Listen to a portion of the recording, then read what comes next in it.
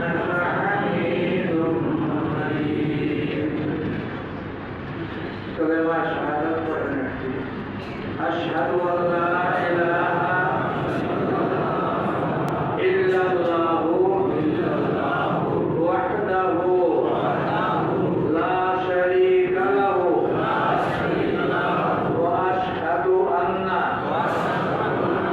محمدا عبده ورسوله